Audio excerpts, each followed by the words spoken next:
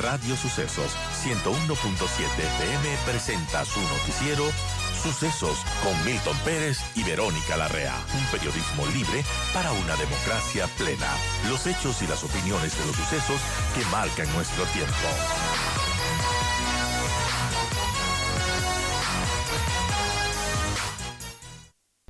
Gracias, Delia. Son las 7 de la mañana con 49 minutos. Sigamos hablando de la consulta popular que se ha circunscrito a los temas de la seguridad, una vez que se ha verificado hasta la saciedad que los temas del trabajo por horas, del arbitraje internacional fueron desechados por la gente.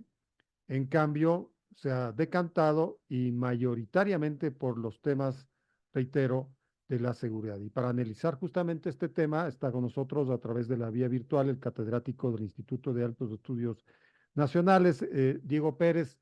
Diego, muy buenos días. ¿Cómo ve usted esa opción que tomó la gente? Es decir, apoyar los temas de la seguridad en la consulta nacional.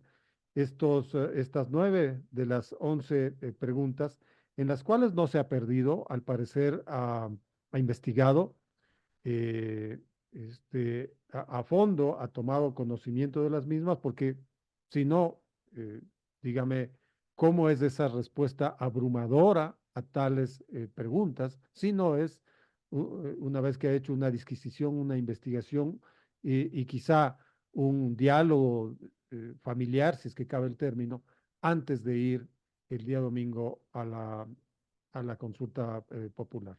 Diego, buenos días. Buenos días, Edgar, un gusto estar acá. A ver, sí, me parece que los resultados de la consulta en primer lugar revelan el enfoque central que viene girando en la opinión pública del Ecuador en torno al problema de la seguridad, ¿no? Este es un problema que hemos visto que progresivamente ha ido ocupando la primera línea de atención en el país, por lo menos desde el 2018. Llegamos, me parece, al cenit de la crisis en enero de este año. Y me parece que es una respuesta de la ciudadanía que está girando principalmente en torno a la expectativa de que las cosas cambien, ¿no? Siento que los resultados de esta consulta no son un cheque en blanco, sino es el otorgamiento de la ciudadanía de las herramientas que el gobierno ha expresado como necesarias para poder atender en su totalidad y con contundencia el problema de la seguridad, ¿no? Así es que me parece que en ese sentido hay más bien un voto consciente, como usted bien ha mencionado, y comprometido o buscando el compromiso atrás de estos resultados para que se comiencen a atender los problemas de la seguridad. En ese sentido, me parece que son resultados importantes, son interesantes y creo que efectivamente marcan una línea de gestión que va a tener que ser muy seria y en este punto independientemente de las otras posiciones que pudieran existir en torno a ellos. Ahora, lo que sí va a quedar para la investigación y de los entendidos son los matices que se dan en las respuestas de la gente en todo el país. Ahora estamos conociendo, por ejemplo, los votos de las provincias. En Sucumbíos, nos dice el portal Primicias, 7 de las 9 propuestas perdieron, es decir, de las propuestas de seguridad, las que tienen que ver sobre la extradición, las judicaturas especializadas, el endurecimiento de penas, el cumplimiento de sentencias completas, la penalización del uso de armas privativas de la fuerza pública, el uso de las armas incautadas y el traspaso de los bienes ilícitos. Todas estas preguntas recibieron el no en la provincia de Sucumbíos, provincia fronteriza, una provincia siempre con problemas, ¿no es cierto?, desde hace algunos años. ¿Cómo podría usted analizar en primera instancia estos resultados en este sitio?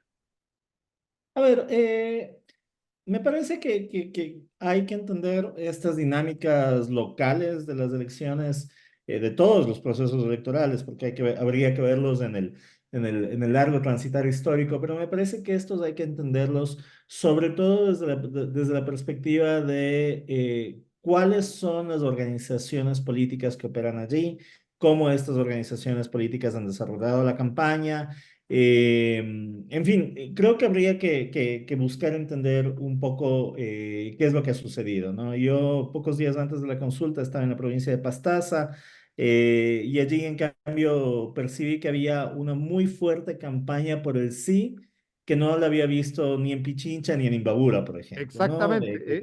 Sí, entonces... Pastaza con Galápagos y Tungurahua son las provincias, si usted quiere, bastión del sí. Ujú, ujú. ¿Cómo usted puede tener una lectura diferente en la misma región oriental? Bueno, insisto, me parece que tiene que ver mucho con la dinámica que las organizaciones políticas desplegaron en los territorios, pero yo vuelvo sobre los problemas de la seguridad y las dinámicas de la seguridad, ¿no? A ver. Históricamente, Sucumbíos, sí, por ser una provincia fronteriza, ha tenido una serie de tensiones en torno a la seguridad, pero ha logrado también establecer varios mecanismos de convivencia con las organizaciones ilegales, ¿no? Y creo que esto hay que plantearlo, digo, en términos generales para luego probablemente proceder a estudiarlo en detalle, pero me parece que sucumbíos al haber logrado establecer, insisto, ciertos mecanismos de convivencia con las organizaciones. Hay que recordar la larga relación con las FARC y sabíamos que personas de las FARC cruzaban la frontera para recibir tratamiento, para comprar cosas y demás.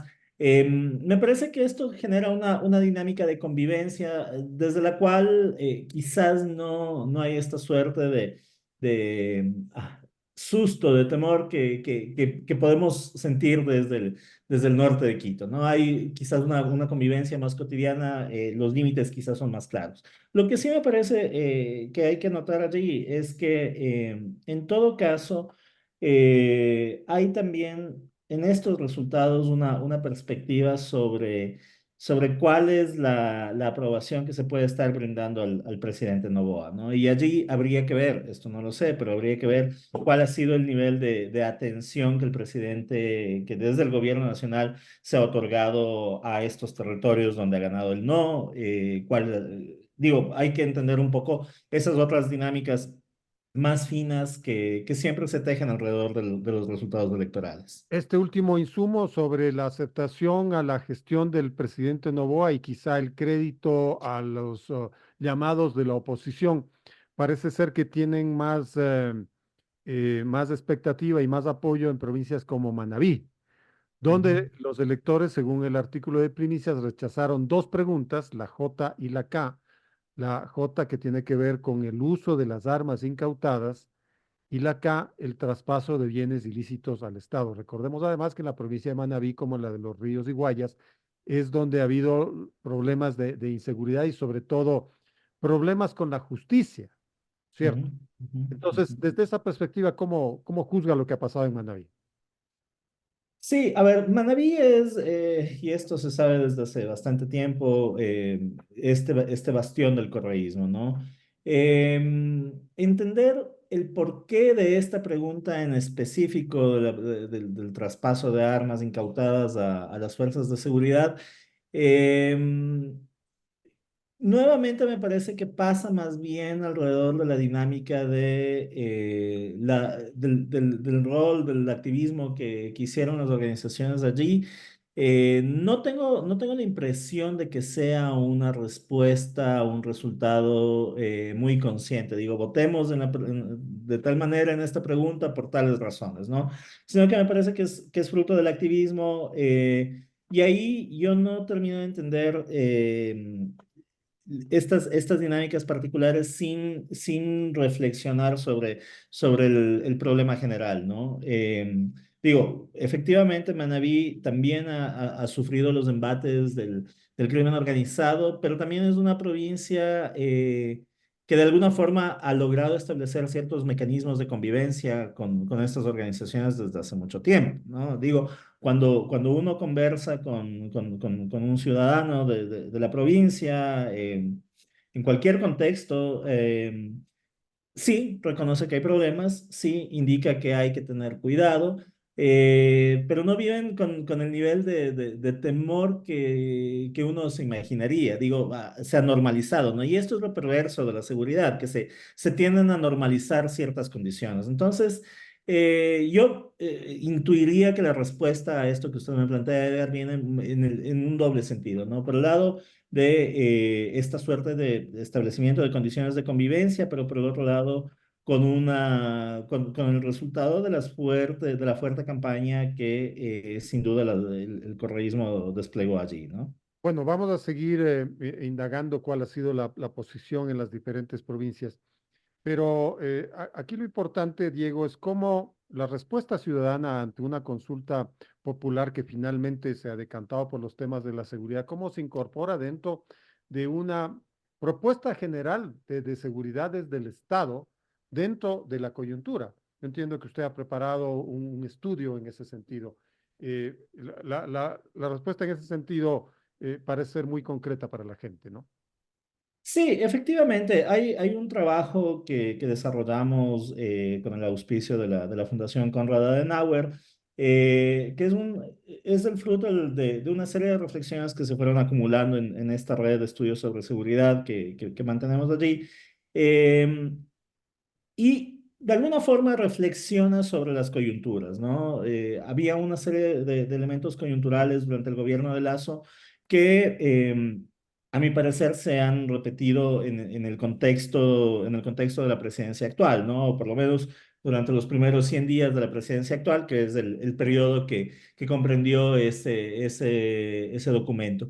Y ahí, sobre todo, yo quiero resaltar que el problema este de tener una coyuntura larga revela en realidad que existen una serie de problemas estructurales para el Estado que tienden a dispersarse, tendemos a perder el objetivo de atenderlos en virtud de nuevamente atender la siguiente gran coyuntura, ¿no? Y ahí son tres cosas puntuales que a mí me parece que vale la pena resaltar. El primero es la ausencia de acuerdos políticos transversales que permitan garantizar que cualquier decisión en torno a los temas de seguridad trascienda este periodo de gobierno, ¿no?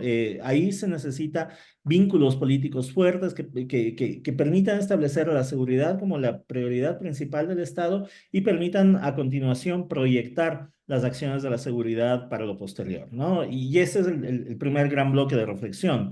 El segundo tiene que ver con la naturaleza de la planificación del Estado para la seguridad.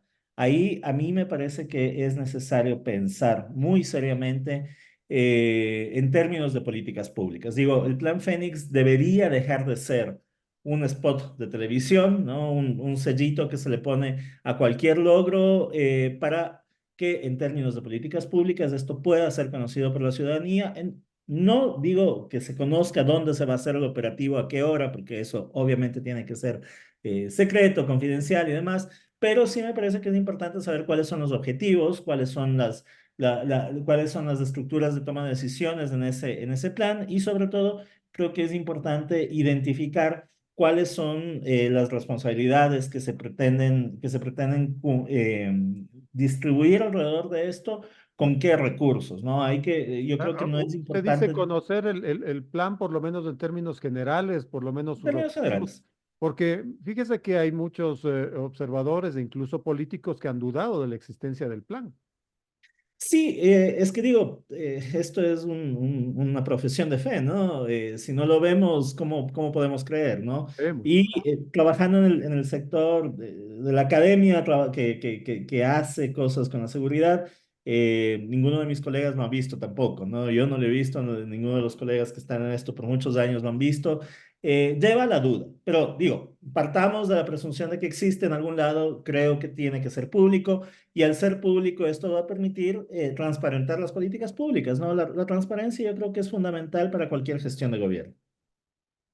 Ahora, el documento efectivamente analiza exhaustivamente las estribaciones o, digamos, los últimos términos del gobierno de Lenín Moreno. Se enfatiza en el gobierno de Guillermo Lazo, donde efectivamente usted señala que no hubo consensos de ninguna clase para formular una política de seguridad de corte estatal.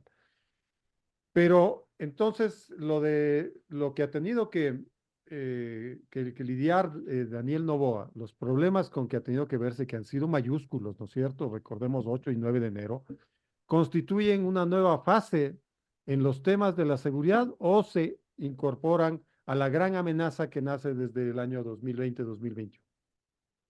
A ver, yo creería que la nueva fase va a arrancar ahora desde la aprobación de la consulta. Por lo menos hasta el día previo, hasta el 20 de abril, me parece que estábamos todos sumidos en la misma fase de una coyuntura larga, donde los problemas se reiteraban, las respuestas, si bien diferentes en la contundencia, estaban enmarcadas en la misma matriz de reflexión, ¿no? La excepcionalidad y el uso de las Fuerzas Armadas para atender el problema. En este contexto nuevo, digo, el que se abre a partir del 21 de abril, siento que hay una responsabilidad diferenciada porque, como marcaba al inicio de la entrevista, me parece que la ciudadanía ha otorgado al presidente la herramienta que él demandaba para poder completar el trabajo alrededor de los temas de la seguridad y habría que esperar que siga aquella línea, ¿no?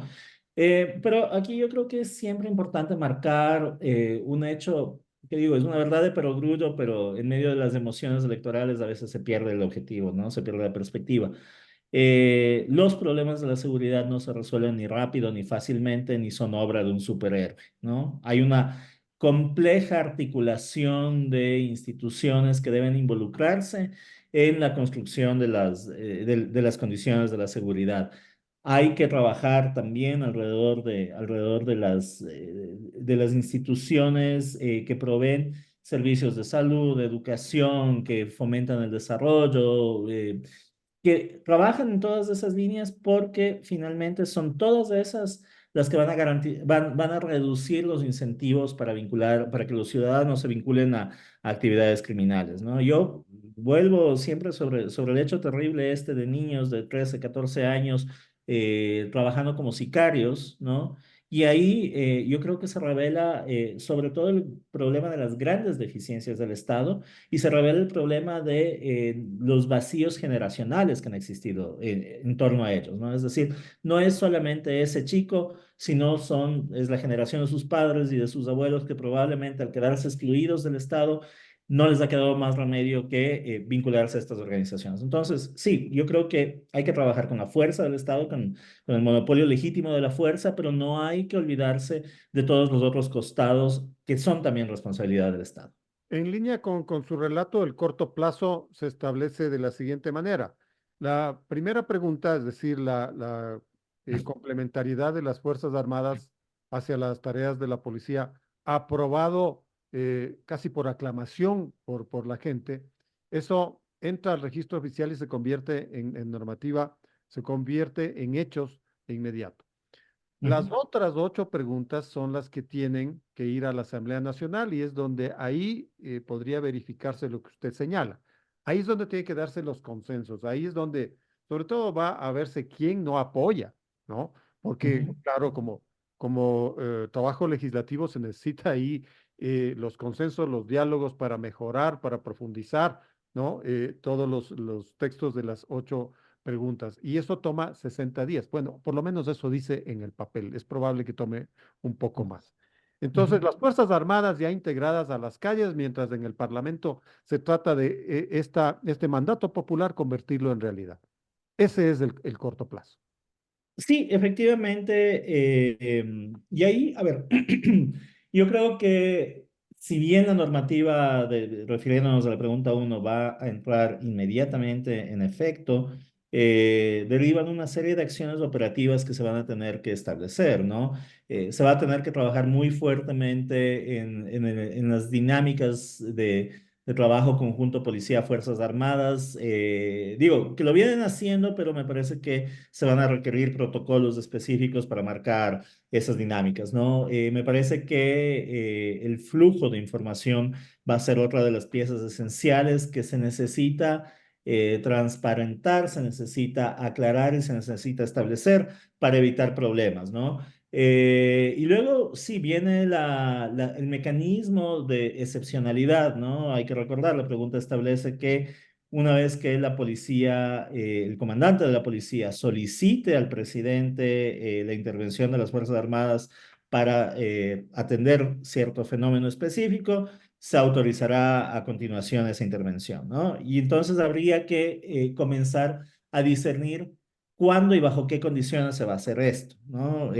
Cuáles son los protocolos que se van a marcar allí. Digo, en el inicio de las instituciones, y esto es finalmente una institución, es importantísimo marcar los límites, los linderos sobre los cuales estos van a funcionar, porque es lo que permite a posteriori evitar un montón de problemas que pueden surgir de competencia interinstitucional, de poca disponibilidad de acción, ¿no? Y yo acá añado un pie de página muy breve. Se necesita pensar en fortalecer estructuralmente las capacidades de las dos instituciones, tanto de policía como Fuerzas Armadas, pero sobre todo Fuerzas Armadas, porque finalmente se le están otorgando una serie de nuevas misiones. Hay que pensar entonces Se cuáles son las necesita más capacidades gente. que tienen. Exactamente. Es Y más gente, pero es más esos son más tecnología, más recursos. equipamiento. Perdón, Edgar, no le escuché. Si las Fuerzas Armadas necesitan más gente, obviamente eso supone más recursos. Exactamente, exactamente. Y allí se vuelve necesario entender cuánta más gente, qué tipo de nuevos recursos, de dónde los conseguimos, vía cooperación internacional, vía gestión del gobierno nacional. Entonces, digo, hay un montón de preguntas que van a Bueno, derivar de este hubo una contexto. ley, ¿no? Que tiene ese nombre, Ujú, para ujú. dotar recursos al tema seguridad. Por eso se Exactamente. fue el IVA. Entonces, responsabilidad de este gobierno. Exactamente, pero yo conecto esto con la discusión que planteaba hace un rato sobre la transparencia de las políticas públicas. Perfecto. Se incrementó el IVA para este fin. Eh, ¿Cuánto de este nuevo dinero recaudado va a ir para comprar qué? ¿Qué necesitamos? Y pongo un ejemplo tonto. Necesitamos más armas de alto calibre, necesitamos equipamiento, chalecos y demás, necesitamos contratar más gente. La gran pregunta ahí es cómo se van a priorizar los recursos y para qué, ¿no? Y Ahora, esto tiene que Diego, estar atado a un plan. aparte de toda esta discusión, ¿cómo juzga usted si le da mayor sensación de seguridad del país, por ejemplo, el que ayer se haya recapturado a Colón Pico? Y a la vez, ¿usted cree que fue una acción y reacción el que aparezcan una serie un cuerpo desmembrado casi frente a la casa de la fiscal Diana Salazar? Sí, obviamente las organizaciones criminales tienden a mandar este tipo de mensajes, ¿no? Y es un mensaje sórdido y perverso. Hay que recordar siempre que hay un antecedente en la relación entre Colón Pico en sus amenazas frente a la fiscal, ¿no? Entonces, digo, hay pocas cosas casuales en la vida, ¿no? Y en este caso yo creo que es un efecto directo. Luego, en términos generales, me parece que la aprehensión de Colón Pico es beneficiosa para demostrar que existe todavía una fuerte línea de trabajo en torno a capturar a estas personas que han sido terriblemente dañinas para la paz, la seguridad ciudadana, pero, y aquí añado una cosa más, hay que pensar nuevamente en términos macro, ¿no? Esta aprehensión eh, termina allí, hay que preguntarse, o se sigue trabajando en el desmantelamiento de esa organización y de las otras organizaciones, y cómo desde Colón Pico se puede ir ascendiendo en el escalón, ¿no? Y ahí yo vuelvo sobre el trabajo que está haciendo la fiscal. Me parece que se ha metido muy fuertemente y con un gran riesgo personal, como todos sabemos, en desarmar una serie de estructuras que van más allá de los cabecillas visibles, ¿no? Creo que ese es un trabajo que hay que seguir, hay que profundizar y en el que debe estar toda la contundencia del Estado involucrada. Perfecto, Diego, le agradezco mucho por estos comentarios. Gracias por estos minutos.